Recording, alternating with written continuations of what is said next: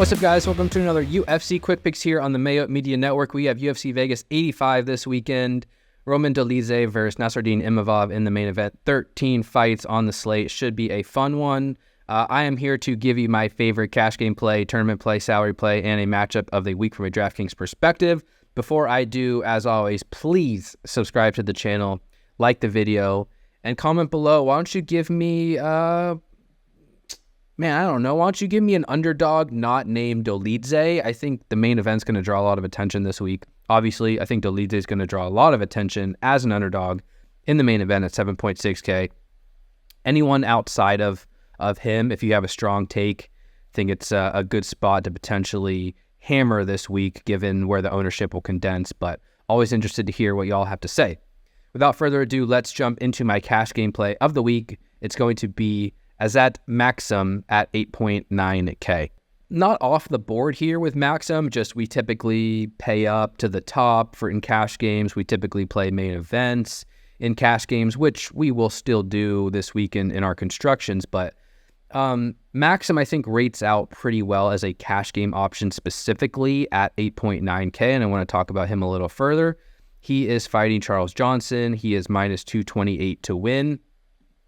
And it's a theoretical wrestler versus grappler matchup, not in that, Johnson can wrestle, Maksum can strike, but Johnson has a now lengthy history of questionable takedown defense. 62% takedown defense isn't horrible, but in his UFC career, he was taken down by all 6 of his opponents, 12 times by Mokaev, 11 times by Cody Durden, and then 3 times each by Estevam and Ode Osborne. Maksum's a good wrestler and maybe doesn't have the control or submission ability to quickly finish this fight, but Johnson's proven that he can be taken down over and over again. Maksum projects to have a pretty high floor in terms of takedowns landed, and he's not 9.5K. He's only 8.9K, pretty decent option to pay up to, minus 228. Fairly safe as far as a money line, only plus 275 to win inside the distance. So maybe there's some question marks as far as finishing upside, which is why you could potentially pivot away in tournaments. But I like Maksum for his fairly safe odds to win. I like Maksum because he historically wrestles very well. I expect him to attempt takedowns in this fight, and he's fighting an opponent who historically gives up quite a bit of takedowns. So there's a lot of safety in that sense with Maksum, a decent price to pay. Good cash game option this week. All right, my tournament play of the week, I'm going with Themba Gorimbo at 9.2K. He may be popular here, but I feel like I need to talk about him. And I do like this matchup as a whole. Gorimbo's minus 246 to win. Rodriguez plus 205. This fight's minus 400 to win, to end inside the distance, And if Pete Rodriguez wins, I think it's going to come by first round knockout, because that's pretty much the only way in which Pete Rodriguez ever wins. He is not a super experienced fighter. I think he only has 8 minutes of cage time in his entire pro career. We never see him in extended fights. We almost never see him on the ground. And ultimately, that's why Gorimbo is favored here.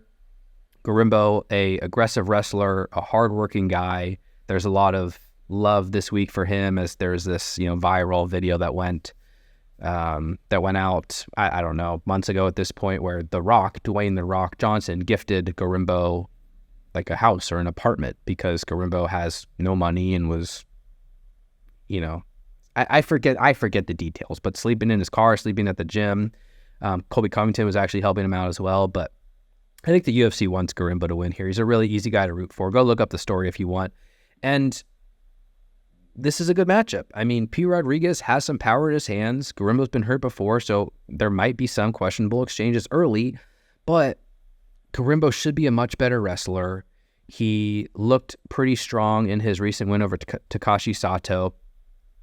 How many takedowns did he attempt in that fight? We're going to find out right now. He landed 3 takedowns. He attempted 8 takedowns, so it's pretty solid. He also had a couple reversals, more than 11 minutes of control. Gorimbo's very, very likely to win an extended fight here. I even think he can compete on the feet. But Rodriguez, the last footage we have of him grappling, he was taken down and submitted in 2019 on the amateurs. It's just, it doesn't bode well for success long term. I don't think anyone thinks Rodriguez is a great fighter. So from a DraftKings perspective, Gorimbo is expensive, but I think a win for Gorimbo very likely comes with takedowns, control, and a finish. He's minus 130 to win inside the distance. That's the best line on this slate. He will be popular, like I said, but I'm not going to get away from him in this spot. You can play some Rodriguez if you want to. 7K, his path to victory is an early knockout, plus 225 inside the distance. He'll carry leverage against Gorimbo. I won't be too highly invested in him because I don't think he's good and I don't think he's going to win, but there's some merit from a DraftKings perspective, especially if you're going to be heavy on Gorimbo. Really good fight to play. Gorimbo, one of the better tournament options on this slate at 9.2K. All right, next up, my salary play of the week. I am going with a risky one here. I'm going to go with Charles Radke at 7.2K. I don't think many people are going to be on him against Gilbert Urbina. Radke barely beat Blood Diamond in his last fight in September. Didn't look great doing so. Meanwhile, Gilbert Urbina dominated Orion Cosce in his most recent fight in May, I think, and scored 126 DraftKings points.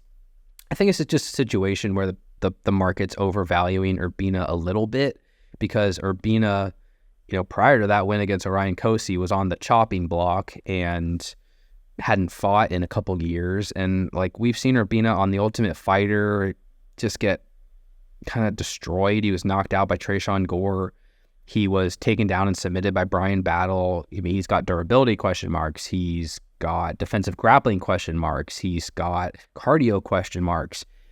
And because he beat Orion Cosce, who isn't good, I think the public is a little bit too high on him in a matchup against Radke, who Radke's got questionable fight IQ. I don't think he has an elite skill set, but anywhere this fight goes, Radke should at least have the competency to compete. Radke's a pretty decent boxer, and he competed just fine with Blood Diamond in striking exchanges. Radke's also a BJJ black belt, which is why people were on him in that spot last time.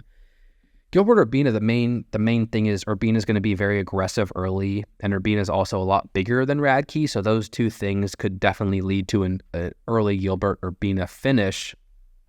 Another fight I almost gave out as my matchup of the week. I think this is a really good fight to target. Urbina priced up at 9K. You're going to want exposure to him. He's plus, I think, 120, 125, 120 to win inside the distance. He can wrestle. He's coming off a TKO to the body. Radke's been hurt to the body before. So a win for Urbina most likely comes early. And 9K is a good price to pay. So I do like Urbina in tournaments. But Radke, I think people are going to overlook at 7.2K because of his UFC debut performance, where Urbina still has a lot of question marks.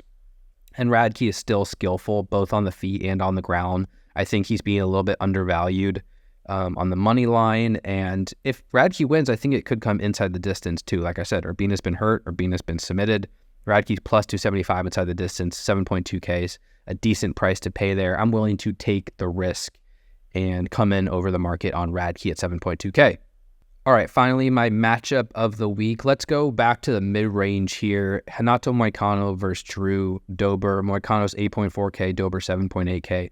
Moicano will be significantly more owned than Drew Dober, minus 187 to win. Dober plus 160. I think both sides have finishing upside here. Moicano typically wins by submission, by rear naked choke, and Drew Dober has been submitted plenty of times in his career. Conversely, Drew Dober wins quite often by knockout, and Renato Moicano's been knocked out several times in his career. So the public thinks Moicano's, in a good spot, mostly because he has multiple paths to win.